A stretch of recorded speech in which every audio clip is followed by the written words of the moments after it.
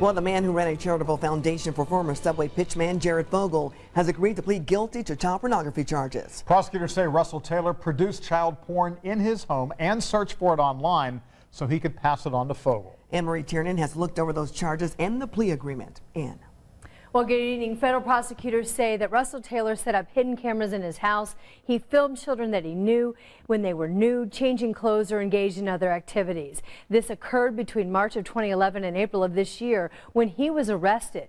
Taylor has now agreed to plead guilty to 12 counts of child exploitation and 1 count of distributing child pornography. According to this new deal just announced today, Taylor has agreed to ask for no less than 15 years and could receive up to 35 years in prison. The Indiana victims recorded by Taylor are as young as 9 years old.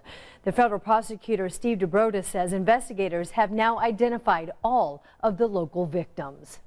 It means they get justice.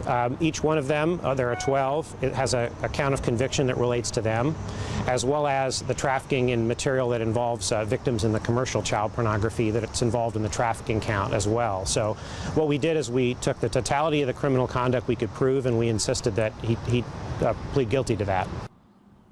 Prosecutors say the child victims have the option now to testify or write a letter to the judge when Taylor is sentenced later in this case.